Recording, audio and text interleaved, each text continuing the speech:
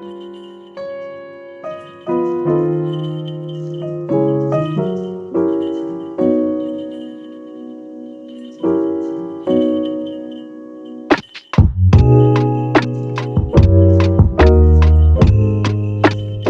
were watching Home Alone 2 the other night, which is easily the best of the Home Alone series. You got Home Alone 1, which is great. Then you got Home Alone 2, which is even better. And then the rest don't even exist. But we're watching Home Alone 2 the other night, and there's this cash-obsessed bellhop, played by Rob Schneider, who takes Kevin to his hotel room in New York, and he drops off all his luggage. But before he leaves, he does one of these. And he requests some money, and Kevin, being 8 years old, doesn't realize that he's supposed to give a cash tip, so he pulls out this pack of gum, and he hands Rob Schneider, the bellhop, this piece of gum. And of course, the bellhop, Rob Schneider, he's disappointed and he's frustrated because Kevin has no idea he's supposed to give cash. And what I'm reminded of is, as we're watching Home Alone 2, is that many people give gifts in order to get something in return. There's these videos, and I always cringe when I watch them. There's these videos where some influencer somewhere goes up to a homeless man and he buys him food and he gets him a haircut and he does all these kind things, these really nice things to this homeless man or whoever it is. And then he posts it online and gets thousands upon thousands of views and clicks and sometimes even money because of this video that he made. And it's like, yeah, that was really awesome that you helped that guy. But were you helping him because you felt his pain and you wanted to help? Or were you helping because you might get 15 seconds of fame online? Because those are two totally different things. Like, think about it. Like, one comes from a place of love and care, and the other is just selfishness disguised as empathy. One sees the hurting person as an individual who simply needs help. The other sees the hurting person as an opportunity to gain status and sometimes even money.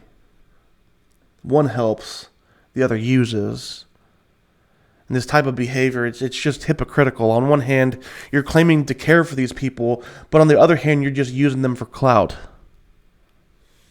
And what's amazing is that this exact same thing is talked about in Scripture. It's Matthew chapter 6, verses 1 through 4. It says, "Be careful not to practice your righteousness in front of others to be seen by them. Otherwise, you have no reward with your Father in heaven. So whenever you give to the poor, don't sound a trumpet before you as the hypocrites do in the synagogues and on the streets to be applauded by people. For truly I tell you, they have their reward. But when you give to the poor, don't let your left hand know what your right hand is doing, so that your giving might be in secret, and your Father who sees in secret will reward you." Now, as we head into Christmas, there's about 1 week till Christmas Day. There will be a lot of gifts that are given and received, and that's awesome. What I want you to do is I want you to think about why you're giving. Is it so that you can get something in return? Maybe it's warm feelings that you're getting. Maybe it's another gift. Maybe it's social status. Whatever it is. If that's the case, then just don't even give the gift at all. Because using somebody else for personal gain isn't a gift to that person, regardless of how you package it. It's a transaction. And transactional giving just isn't what Christmas is about. Or maybe it's genuinely because you want to bless the person you're giving your gift to. And if that's the case, then carry on and enjoy it. Enjoy giving that person. Enjoy blessing that person. I want you to spend some time in reflection.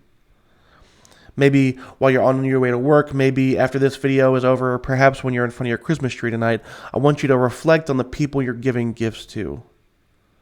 Think about the impact that they've made on your life. Think about where your life would be without them. Think about why you're giving them gifts.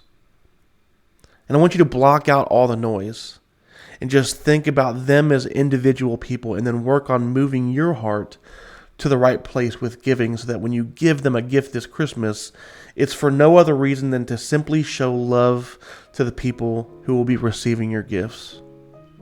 And ironically, if you're able to do that, you'll probably find more satisfaction out of giving them gifts anyways. Tight lines.